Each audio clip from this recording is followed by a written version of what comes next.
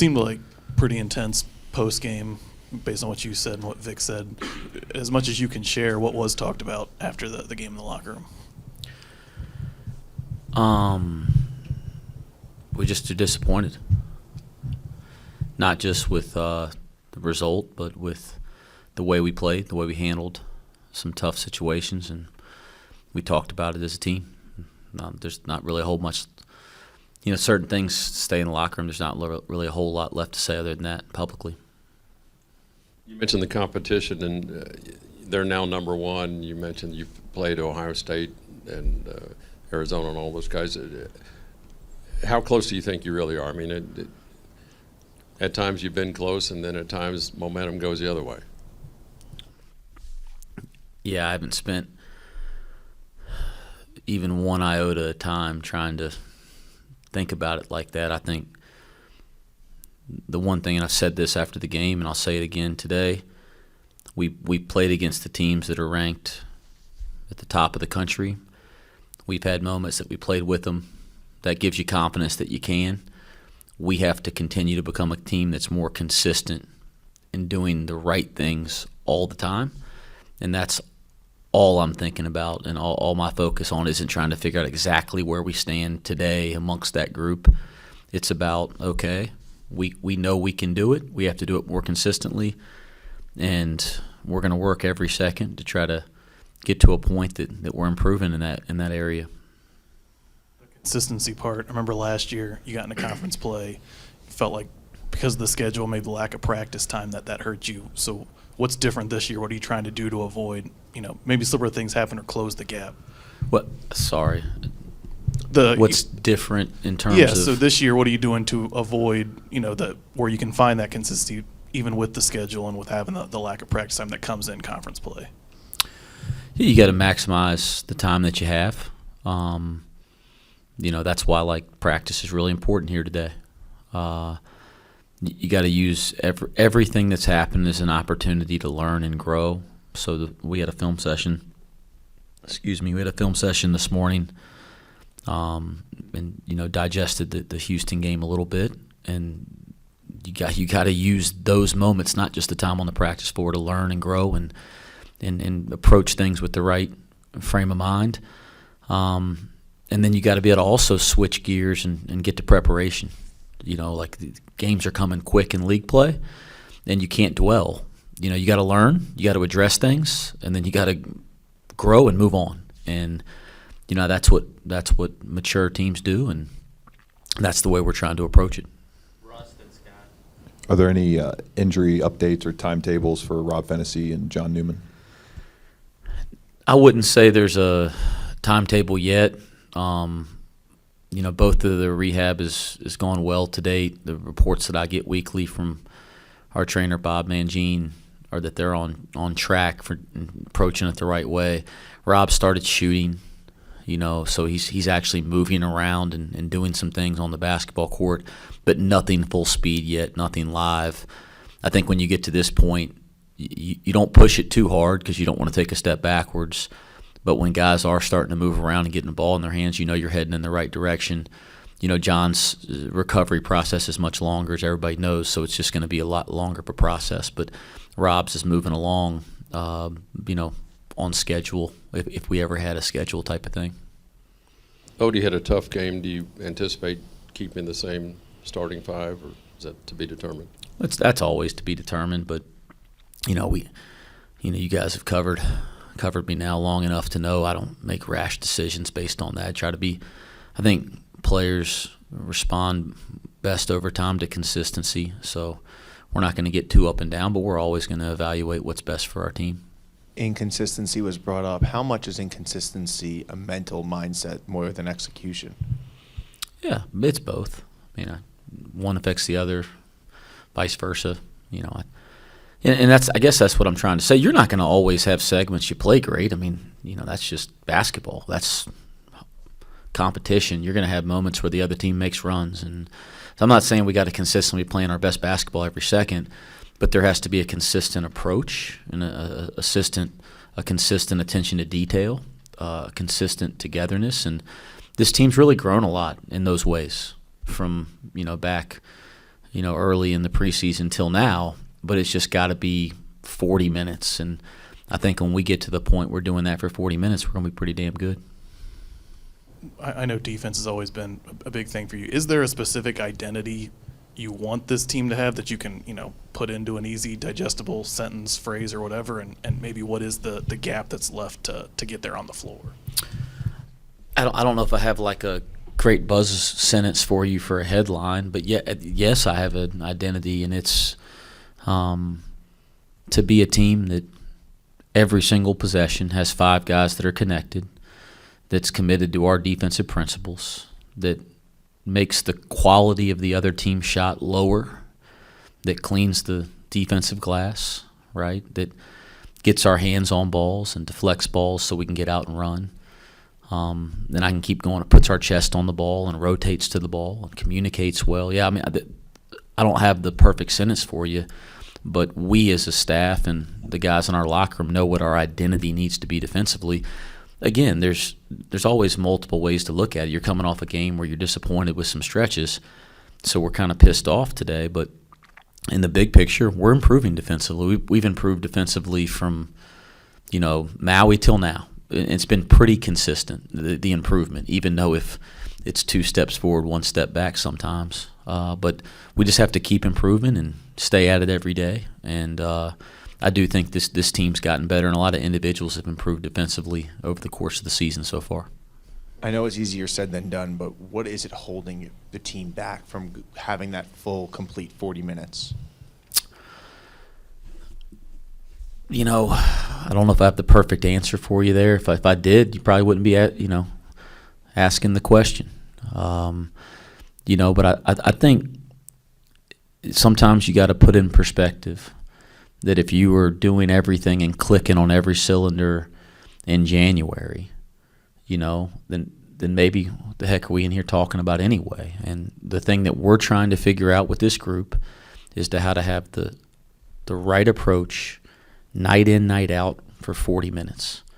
And that's the thing that we got to figure out, because we've shown we can do it. And we're working at it every day. I think the kids are aware of it. Our staff's aware of it. We're trying to create practices to address that. We're trying to address those things in film. If there was some magic formula, you guys tell me and I'll use it, and then life will be a lot easier as a coach. But just like anything else, it's just working at it every single day. East Carolina has a new coach and new starters. What have you seen of them on tape? The first thing that really jumps out is how hard they play. He's done a terrific job of getting them to play with edge. They're like top 30 in the nation in offensive rebounding percentage. And that jumps off the page statistically, but when you watch them play, I always like to watch a team play before I look at any statistical analysis and kind of see what jumps off the page to me first, and then kind of use those statistics to, either reiterate what I already believe, or maybe, show me some things that I missed. And when you start looking at this, you're sitting there watching, going, man, they just play so hard. They're competitive, they're physical, and then you look down and they're top 30 in the country in offensive rebounding. And you go, yeah, that makes sense. And so that's the first thing, and that's one of the best compliments I can give to a coach and a team, is how hard they play. Their backcourt, which is 2 guys that were there a year ago as freshmen that got a lot of playing time in this league and had some really good moments. Those 2 guys, Felton and Small, have really taken a huge step forward as players. They've taken that freshman to sophomore leap. So they present some problems, and they're big and physical, and they both shoot it better than they did a year ago, and they're both guys that can score off the bounce. They have a 4-man Johnson that really stretches you out and shoots it, and he gets it off quick. He shoots it with range. I can keep going down the roster, but there's a freshman, Ezra Azur, that they're playing at the center position, that he started to play more for him here over the last 5 or 6 games, and he's really changed their team because he has the ability to kind of drive it he's got perimeter type skills, but big, strong kid, and he drives it. He's explosive. He rebounds. So I can keep going down. They've done a nice job, especially from where they started early in the year till now. They've kept improving. You mentioned after the game Sunday that you thought Kalu deserved another chance. After watching film, did you see anything that really stood out to you, and what did you think of his performance on Sunday after watching the film? Yeah, I thought he added to the game when he played. He's approached being buried on the bench the way that you expect people to approach it, and he's just kind of come in the gym and worked every day and tried to play with a little edge in practice to show that he wants to be out there. And even when he does that and has a good practice and then doesn't get in the game, he comes back and does it the next day. So we've been saying here, not just going into the game against Houston, but we were saying going into the game against Temple and going into the game against Wichita, hey, I think Kalu can play in this game. We've been saying that for multiple games now, and it just so happened that we needed him, and he went in and did some nice things. You've talked about David and the steps he's taken defensively. Do you need someone to do that with John out? And then is there any balance or fear that maybe that might take away a little bit from what David can give you offensively?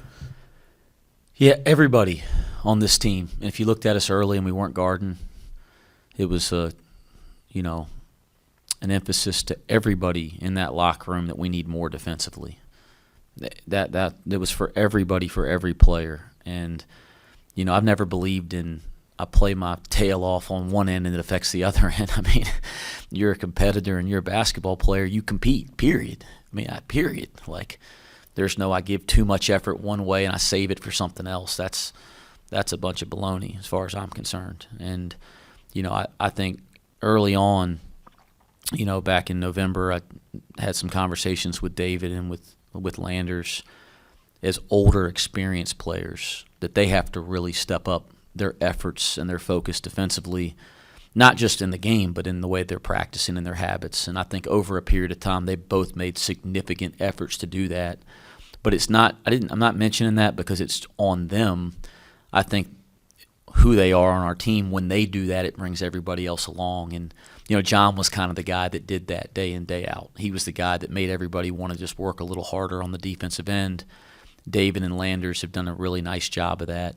But no, I've never believed in doing one thing on one end. You put the jersey on, especially this one here, you're expected to play your ass off. And that's in every single second that clock is ticking. Mike Adams-Woods has been really consistent the last handful of games. You want to get Rob back, but is that a good problem to have, I guess, because you got a guy on the floor that's doing pretty well, but you need the depth? You have never looked at getting a good player back thinking that hurts another good player. I mean, we'll take all the help we can get, and that should only help Micah. But Micah's been terrific. I think the biggest difference, he's improved in every little area, right? That you want to see from one year to the next. But he's such an offensive threat now that you have to respect him and guard him. And you're seeing people in our league are starting to realize that. You can't just play off of him, and they did that at times last year. You have to respect him and guard it because he can really shoot it, guys. I mean, he can really shoot the ball. And when he takes the right ones, which he's doing more and more, and, plays the right way, which he's doing more and more, his numbers and his efficiency really start to step forward. But I am pleased with his development, and like all of them, I still want more. But Mike has done some good things. Through Dan's freshman season, what have you seen positively from him, and what have you seen that he kind of still needs to work on to meet that level you expect from him this year? Yeah, Dan and Josh both. It's like anything. Their gifts jump off the page to me. I imagine they jump off the page to anybody that's watching. Their length is so impactful. Our offensive rebounding numbers when those two were in the game skyrocket. I mean, because they both not just go, but they have such a knack for the ball. At times, the ball pops around the floor better when they're in the game because they got a really good feel for how to play. And so when you got two freshmen that are playing significant minutes in your rotation, sometimes that can be a little frustrating, right? Because they just don't know what they don't know. And that goes for every freshman in the country. Even the guys that are on the top of the draft boards, if you're really watching, they're doing freshman stuff, even though they have incredible gifts. What's been good is they're getting this experience. They're playing extended minutes. They're playing in big games, and they're learning at a much faster rate than they otherwise would. And pretty soon here, they're not going to be freshmen. I mean, pretty soon this year they're not going to be playing like freshmen anymore. It's been really neat for both of them because there's been some games where both of them have made really big impacts on the game. And it's usually started for both of them with what they're doing defensively and rebounding. And that's been neat to me because that's how you really help a team win. And those two are starting to figure that out. And then the other stuff will come behind it. So, you know, Josh has won our defensive award a number of times. He rebounds the heck out of the ball. Dan's starting to defend more consistently. I mean, he's learning how to really contest shots. He seems like he blocks a jump shot, you know, every game, which has been pretty remarkable. They're not lost anymore in our defensive schemes, and they're both rebounding, and they both have a lot more offense in there than they've probably shown everybody yet. But that's usually how it works to me in college basketball. You find a way to impact the game with the little things, and the other stuff starts coming, and they both are terrific shooters and decision makers and playmakers. And so I think the future for them, not long-term, short-term, is really bright because there's a lot of stuff in there that they both can do. With Dan specifically, he didn't shoot well the other night and struggling a little bit from the field, but he seems like he's driving, you know, trying to get to the rim, take good shots, and he's rebounding well. So do you just remind him, like, hey, I don't care if the shots aren't falling because you like the things that he's doing on either end? Absolutely. I mean, the quality of shots, what I'm concerned with, you know, and Dan's a good shooter. I believe in his jump shot. When he takes good shots, I could care less whether he misses or makes them because I know over time he's going to make plenty of them. He's took better shots in that game, and then he's crashing the board. And I thought he changed the game in that stretch that he got 4 offensive rebounds or whatever it was. It felt like every time it went up, he was going to go get one, and it changed the momentum of the game. And that's where you see some of the extended minutes.